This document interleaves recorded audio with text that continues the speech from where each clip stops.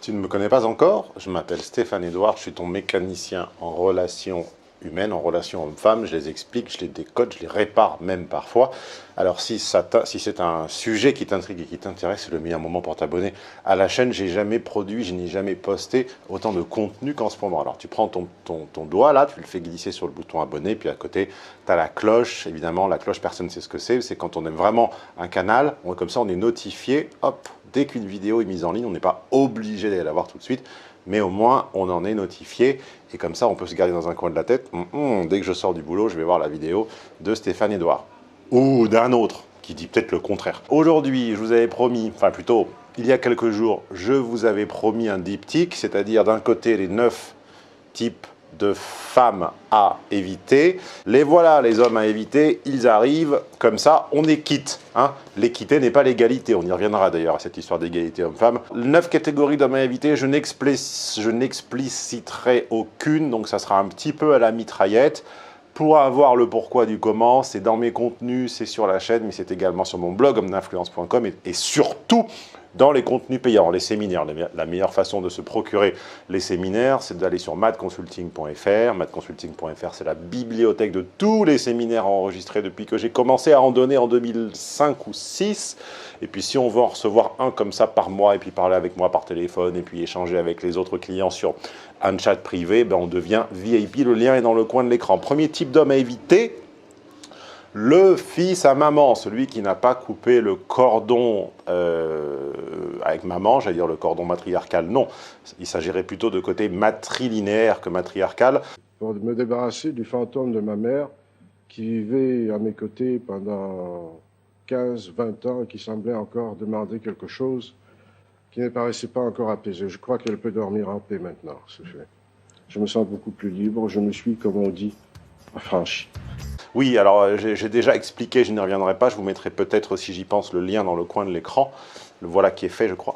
Je vous avais déjà expliqué que le rôle psychosociologique des femmes fatales était de punir les garçons qui n'ont pas encore été symboliquement abandonnés assez souvent par maman.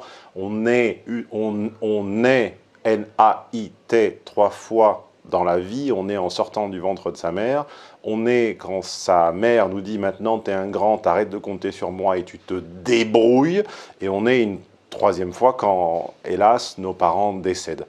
Le fils à maman, celui à qui la mère n'a pas dit maintenant tu commences à me gonfler, débrouille-toi, tu es assez fort et les épreuves te renforceront, est un garçon que vous allez avec le temps dominer, c'est un garçon que vous allez vassaliser, c'est qui n'aura pas la résilience et l'énergie inconditionnelle de vous tenir tête. C'est un garçon dont vous allez vous lasser et c'est un garçon que vous allez martyriser psychologiquement. Il ne pourra pas être votre boussole psychique puisque vous ne pourrez pas être sa boussole physique.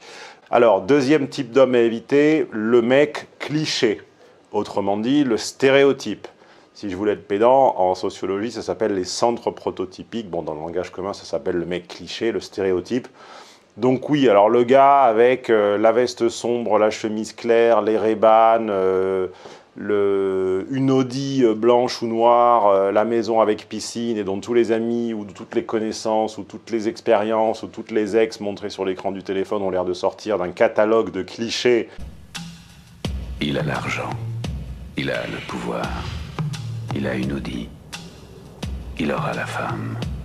C'est assez dangereux pour vous, femmes, à titre individuel, puisqu'en réalité, c'est souvent quelqu'un qui n'a pas développé de goût propre, n'a pas d'assertivité, et c'est souvent quelqu'un qui, par généralement absence de discernement féminin, est arrivé à gruger son monde, est arrivé à penser qu'il avait à avoir un succès réel, puisque beaucoup de femmes sont séduites par des archétypes masculins, ceux qui ont le plus petit dénominateur commun de tous les codes de la réussite. Donc ça peut être le t-shirt gris en V avec le biceps qui sort, ça peut être pour les CSP+, ça va être tous les signes de la bourgeoisie, la Jaguar, la maison de villégiature dans le sud de la France, le sud-ouest, pas le sud-est, voilà.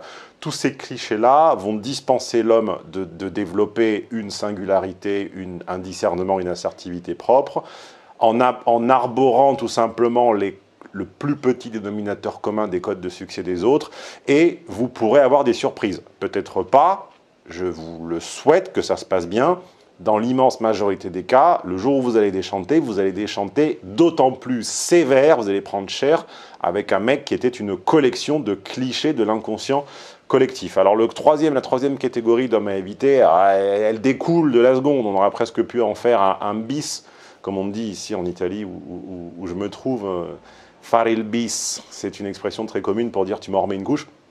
Alors la catégorie 3, c'est le matérialiste. C'est-à-dire celui qui, et malheureusement il y est encouragé par la réalité, puisque la réalité est plus misogyne que le plus misogyne des misogynes, il a remarqué que le fait d'étaler des possessions matérielles de bon ou mauvais goût le rendait plus ou moins intéressant, donc il en rajoute sans cesse. Alors lui, le problème, ça va être quoi? Ça va être premièrement le décalage entre la promesse et la réalité, c'est-à-dire qu'à un moment, la promesse dépasse ce qu'on est en mesure on signe presque des chèques en blanc sur ce qu'on est en mesure de délivrer par la suite. Donc ça risque d'être beaucoup de déception, et puis ça risque d'être également un échange finalement assez... il va falloir dans ce cas-là, si on veut garder et ne pas être déçu par un homme très matérialiste, il va falloir un contrat de couple, c'est-à-dire une conversation, pas forcément quelque chose d'écrit, on ne parle pas d'un pacte, on parle d'un contrat oral, on parle d'une conversation de répartition de rôles extrêmement claire. Il n'y a que comme ça qu'on peut tenir avec un homme matérialiste. C'est une répartition des rôles extrêmement claire où il sera attendu que votre rôle soit rempli à 100% à la perfection, puisque lui, il va envoyer du cash 100% du temps, il va s'attendre à ce que vous remplissiez le rôle qui de la bimbo, qui de la femme au foyer, qui de je ne sais quoi en permanence, et vous serez sanctionné quand vous ne le ferez pas. C'est le problème du mec matérialiste, c'est que pour lui, il y a action-réaction. Tant qu'il envoie du pognon, il attend que vous jouiez le rôle qui vous a été attribué de bon gré mal gré. Et quand vous ne le ferez pas parce que vous avez mal à la tête, parce que vous êtes triste, parce que vous avez perdu votre grand-père, ou parce que vous êtes en plein doute existentiel, eh bien, il va s'agacer, s'énerver, il va tout casser comme on casse son jouet, puisque c'est un matérialiste, et donc il va penser qu'il peut racheter son jouet. Alors voilà, c'est une relation friable et potentiellement cassante. Quatrième catégorie d'hommes à éviter, l'autodestructeur. L'autodestruction est, pour employer du langage courant encore une fois, dans les gènes de H, raison pour laquelle autant d'artistes sont addicts, sont dépendants de substances, de psychotropes, de drogues, d'opiacés, d'alcool, d'opium, de tout ce qu'on veut. L'autodestruction, c'est dans H, raison pour laquelle, je l'ai expliqué encore une fois dans la vidéo Femme Fatale dont je vous parlais précédemment, H n'a pas besoin de femme fatale, il a besoin de femme vitale, car H a déjà la mort en lui, son but est de créer du concept et de donner la mort, le but de F est de créer et d'entretenir et de maintenir la vie le plus longtemps possible. C'est la raison pour laquelle c'est F qui fait les enfants, et c'est F qui est dans le social, et c'est F qui aide les blessés.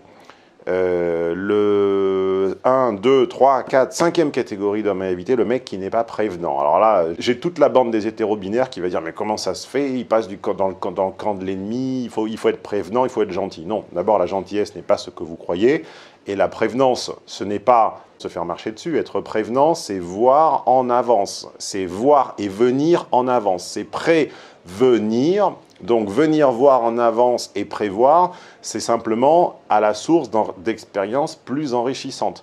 Le mec prévenant, c'est le mec qui va s'assurer que l'endroit où on se rend est ouvert et qui va réserver.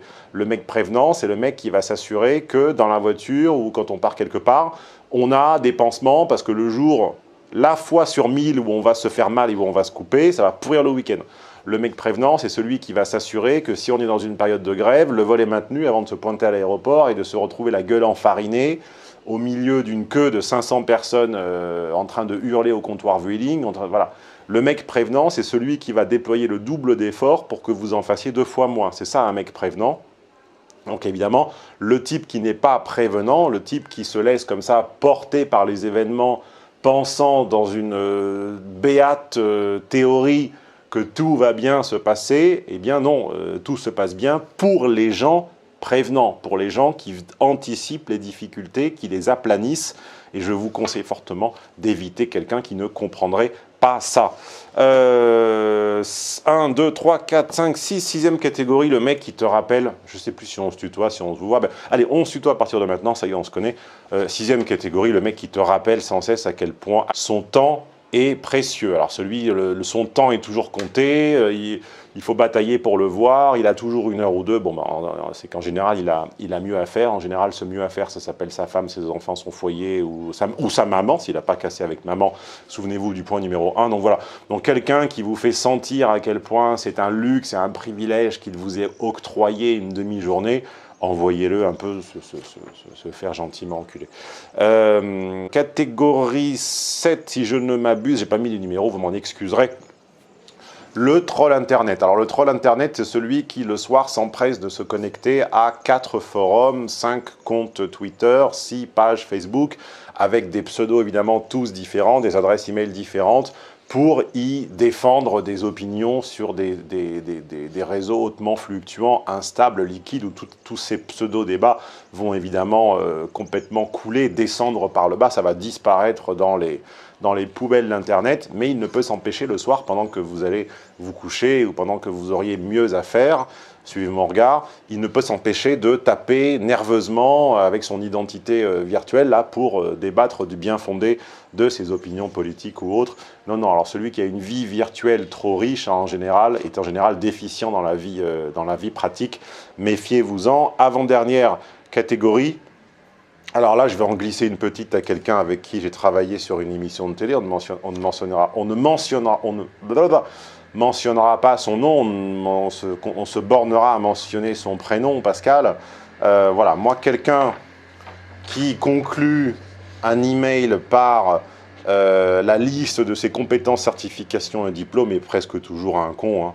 Donc voilà, bon, moi, quelqu'un qui signe un email professeur Pascal, faculté de psychologie des sciences de l'éducation, institut en recherche en sciences psychologiques, responsable de blablabla, faculté de blablabla, avec bon, voilà, hein, ça c'est un aphorisme de Confucius dans je ne sais plus quoi, l'art de la guerre, ou je ne sais plus quel livre d'aphorisme.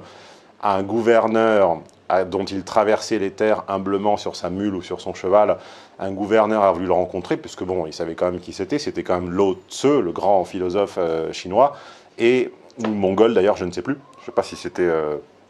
s'il était d'un camp ou de l'autre de cette muraille qui n'avait pas encore été créée, et le gouverneur donc qui administrait les terres en question a sollicité une entrevue, et dans sa sollicitation a listé comme ça toutes les terres qu'il administrait comme autant de compétences et de possessions, et Lao Tse l'a renvoyé en disant « Quand tu me feras parvenir une missive où il n'y aura que ton prénom, l'objet de ta demande et une formule de politesse, je te répondrai. Quand tu me listes l'ensemble de tes attributs, en gros, il lui a dit en chinois, ding dong dang dang, c'est-à-dire je te prends pour un gros con. Donc voilà, petit clin d'œil à un ex-collègue. Et dernière catégorie de mecs à éviter, enfin dernière, non, cette liste elle est non exhaustive et puis elle est purement subjective. Complétez-la avec vos expériences perso. On se vous voit parce qu'on est à la fin on se vous voit, c'est comme ça dans la vie. On la complétera, vous la compléterez cette liste dans les commentaires ci-dessous avec vos expériences de mecs à éviter. La dernière catégorie pour moi dans ma liste subjective, c'est les est-ce que je vais oser le dire? Je les vois d'ici déjà batailler, ils vont s'énerver. Je vais devoir leur maintenir la tête à distance comme ça, puis ils vont avec leurs petits bras, ils vont mouliner. Éviter les mecs petits. Alors, oui, je sais, je suis désolé, je connais des mecs petits qui sont adorables. Alors, on va reformuler. Éviter les mecs qui ont accumulé un certain nombre de râteaux ou d'échecs avec les femmes. Pourquoi? Parce qu'ils ont créé du ressentiment et ils n'hésiteront pas, en général, à vous le faire payer. C'est triste, c'est tragique, mais comme dit quelqu'un que je regarde toutes les semaines dans son émission, il ignorait que la vie est tragique. Alors oui, voilà.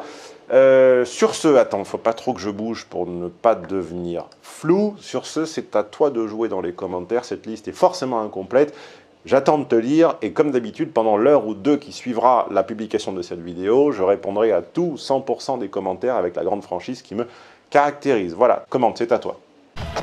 Les hommes croient qu'une belle voiture sert à montrer l'épaisseur de leur portefeuille. Mais elle sert aussi à montrer la beauté de leur âme.